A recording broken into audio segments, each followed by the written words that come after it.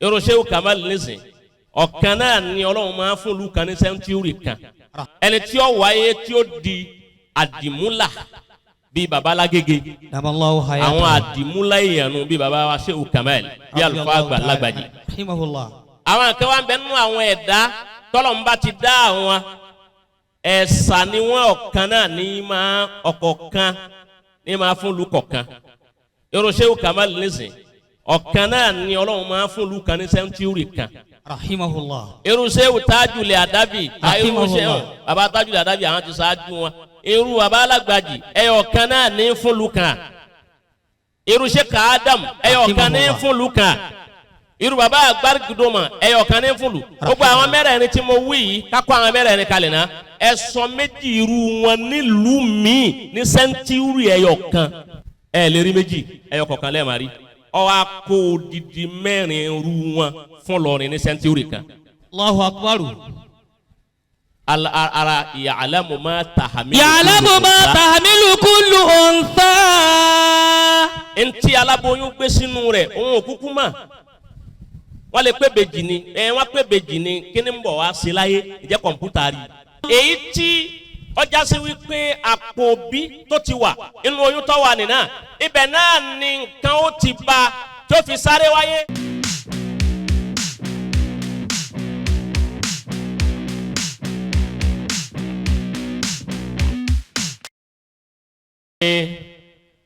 kò sí ní ta lè tú ìrádà tọ́lọ́hún sí a gbọ́dọ̀ wípé Olúwa ń think Al-Qadi àbùkù ni ká sọ pé Ọlọ́run ń think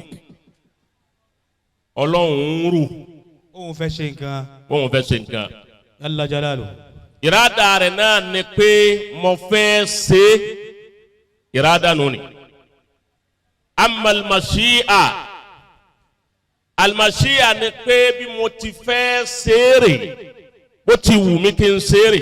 Allahu akbar. ẹ̀dá ó máa bẹ lábẹ́ iradatullahi wa mashi'atihi. Masha Allah. wa mashi'atuhu. wa mashi'atuhu. Akramakumullah sa. ẹ̀dá ó máa bẹ mbẹ. yóò máa wá bẹ lọ́ndà méjèèjì yẹn títí Ọlọ́run ó kó ìrádà yóò gbé kalẹ̀ yóò fi màṣíyà rẹ̀ yóò gbé lélẹ̀ mo fẹ́ ṣe bí mo ti fẹ́ ṣe rè mo fẹ́ ṣe alikadi mo fẹ́ ṣe léèyàn láyé. Masha Allah. mo sì fẹ́ dá mo fi orí ara gbé ọlá. Zadahu Allahu bastatan fil ilmi wal jism. mo sì fẹ́ ọ lẹ́kọ̀ọ́ àti ìwé àti kéwú. wọ́n á fẹ́ ọ máa wí kọ́ máa fa kọ́ máa sọ wọ́n á fẹ́ káyọ̀ fẹ́ gbọ́ ẹlòmíín mà àmọ́ Ọlọ́run ò fi sínú káyọ̀ fẹ́ gbọ́. Allahu akbar. ẹlòmíín ayé wa fẹ́ gbọ́ àmọ́ olóde tó bá mu ní tó fìtì kò sí òde tí Al-Qadi ò fìtì láyé. Alhamdulillah. ara màṣíyà àti ìrádànù. Masha Allah. bí méjèèjì bá wà papọ̀ tó bá wà ńlẹ̀ ọ ẹsẹ̀ wa kú kúdírà agbára wo ni mo fẹ́ fi bíúdì méjèèjì àti rí wípé mo fẹ́ ṣe báyìí mo fẹ́ ṣe ọ wá kú agbára tá a fi bíúdì méjèèjì. Allahu akbar. nínú mo fẹ́ ṣe àti báyìí mo fẹ́ ṣe àti agbára t'Olúwa fi ṣe òun lọ́lọ́run fi ṣe yín bó ti ṣe yín. Ma la yakunu wa la yakunu bihilati wa la yakunu bihilati abadan wa ma huwa kaino sayekunu. Orí orin tí ọkọ òun máa tu lọ́kàn ara rẹ̀ báwo náà. Akramakumullah. ní tu yín n tẹ́ mi ń lọ́kọ̀. Akramakumullah. Kúdírà ni Ọlọ́run máa fi parí ẹ̀. Àyà kan ló tú àṣírí yẹn fún wa. Ó jẹ́ àmà al-kudra wal-miqdar. Al-kudra wal-miqdar. Kúdírà Ọlọ́run òun lágbára tí ó fi yanjú ọ̀rọ̀. Miqdaru ó lò dí wọn bó ti fẹ́ ṣe. Allahu ya'lamu ma tahamilu kullu unsa wa ma tagidul arham wa ma tasdad. A'udhu billahi minash shaitanir rajim. Allahu ya'lamu ma tahamilu kullu unsa. Ọlọ́run lé mi Ọlọ́run èmi mọ̀ ma tahamilu kullu unsa. Gbogbo ohun tí obìnrin ó gbé sínú èmi mọ̀ tí ń bẹ nínú aláboyún èyí tí ó jẹ́ lẹ́mìí gígùn èmi mọ̀ ma. Ma tahamilu kullu unsa. Èmi mọ̀ ma èyí tí ó wáyé wá tún ayé ṣe èmi mọ̀ ma èyí tí ó sì wáyé wá dayé rú èmi mọ̀ ma ẹni tí ó wáyé tí ó di àdìmúlà bí baba lágége àwọn àdìmúlà ìyànnu bí baba wa Sheikh Jaqmal bí Alfa Agba lágbàjì. Àwọn kan wá ń bẹ nínú àwọn ẹ̀dá tọ́lọ́mùbá ti dá àwọn ẹ̀sà ni wọ́n ọ̀kan náà ní máa ọ̀kọ̀ọ̀kan ní máa fún lukọ̀ọ̀kan. Irú Sheikh Jaqmal nísìn ọ̀kan náà ni Ọlọ́run máa fún lukan ní sẹ́ńtúrì kan. Irú Sheikh Tajul Adabi irú Sheikh baba Tajul Adabi àwọn ti ṣáájú wọn. Irú baba alágbàjì ẹyọ̀kan náà ní fún lukan. Irú Sheikh Adam ẹyọ̀kan ní fún lukan. Irú baba Agbarigidoma ẹyọ̀kan ní fún lu. Gbogbo àwọn mẹ́rẹ̀ẹ̀rin tí mo wí yìí kákó àwọn mẹ́rẹ̀ẹ̀rin kalẹ̀ náà ẹ̀sọ́ méjì irú wọn nílùú míì ní sẹ́ńtúrì ẹyọ̀kan. Ẹ lè rí méjì ẹyọ̀kọ̀kan lẹ́ẹ̀ máa rí. Ọwọ́ akó odidi mẹ́rin irú wọn fún lọ́rin ní sẹ́ńtúrì kan. Allahu akbar. Ara ya'lamu ma tahamilu. Ya'lamu ma tahamilu kullu unsa. Ntí aláboyún gbé sínú rẹ̀ òun òkúkú mà. Wọ́n lè pé bèjì ni wọ́n pé bèjì ni kí ni ń bọ̀ wá sí láyé ìjẹ́ kọ̀ǹpútà rí. Wa ma tagidul arham. Èyí tí ọjà sí wípé àpò bí tó ti wà inú oyún tó wà nínà ibẹ̀ náà ni nǹkan ó ti bá tó fi sáré wáyé yóò sáré wáyé ni yóò sì sáré lo ayé yóò sì kú mbẹ. Wa ma tasdad. Ẹlòmíì ó sì farabalẹ̀ lọ́hùn kó tó wáyé wọ́n parí ètò rẹ̀ wọ́n yanjú gbogbo ẹ̀ fún tán ẹlòmíì ò dúró gbà á pé tó fi wá. Wa kullu shay'in indahu bimiqdar. Wa ma tasdad ya ọmọ ajásí wípé istimsaku dam ìdúró tí ẹ̀jẹ̀ máa dúró táláboyún ò rí píríọ̀dù mọ́ oúnjẹ ni píríọ̀dù tó sísì ni nínú aláboyún píríọ̀dù tí ò rí máa wù òun ló lọ́n fi ń provide oúnjẹ tó máa ń jẹ nínú kìí ṣe ráìsì táwa ń jẹ yìí ni wọ́n máa ń jẹ kìí ṣe sẹ̀mú lọ́ máa ń jẹ píríọ̀dù yẹn tí ò rí mọ́ òun ni fi ń provide ẹ̀ èyí tó bá ti wá di wípé olóyún píríọ̀dù wa ń wá ètò rí wọn ní ń bùnú ni tẹ́ ma wípé ìṣẹ̀dá rẹ̀ ń dínkù òun nù kò sí tó bá dáyé ìdínkù tí ń dínkù àti búbù tí ń bù ni gbogbo nǹkan ni ó bù lára rẹ̀. Allahu wàfà èyí tó bá wá pé dáadáa tó lo àsìkò tó yẹ kó lò nínú oyún tó wá wáyé nǹkan rẹ̀ ó pè wá wọ́n bá wá dáyé tó sọ̀kalẹ̀ tí mèkìdáàrú ọlọ́run ti bá al-qadar wal-mèkìdáà tọ́lọ́run fi méjèèjì tí tẹ̀lé tọ́ba wá dáyé tí ó bá rí àwọn tí dáni lọ́nà láti dá a lọ́nà tọ́ba gbé e pé wá lọ́hùn yóò lò ó pé láyé yóò sì gbé e pé lọ́dọ̀ ọlọ́run padà. Allah jalaluhu. Àmì tá a fi wá mà pé èèyàn gbé e pé wá lọ́dọ̀ ọlọ́run wọn ò sì dá a lọ́nà láyé ń lò ń pípé àmì òun ní ń bẹ lára àwọn àlùfáà wa méjèèjì. Alhamdulillah. Ìwáyà yín tèmi èmi ọ̀wá likalimatil wajiza innama ji'tu li'ajli sahibati zawjati innama ji'tu li'ajliha. Wá àsìkọ́lá wá sí ní àyè. Wala in qultu ji'tu li'ajlikuma fala ba'sa bihi wala 'ayb.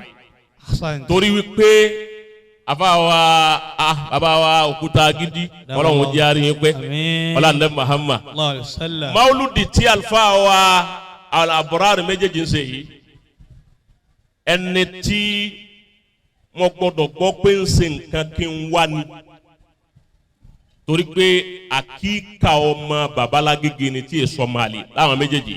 kulli ma'na al-kalima.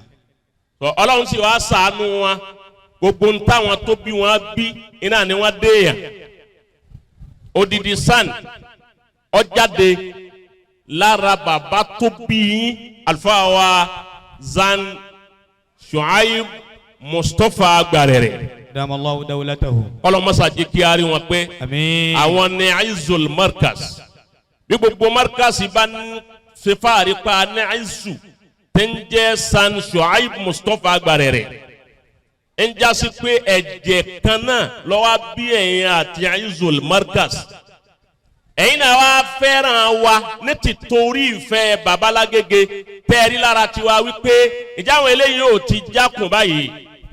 Síbìrì fi àlùfáà wa. Ibi ìfẹ́ àlùfáà wa. Èyí ń tó kápá torí ẹ̀ wá. Àmọ́ òun gan kọ́ pa. Mo wá ń torí alájà Àjọkẹ́ yìí. Zainab. Mo wá ń torí ẹ̀ ọjọ́ ọ̀rẹ́ ìyàwó mi. Ọwọ́ á dáa púpọ̀ léèyàn púpọ̀ ọ̀dà gan.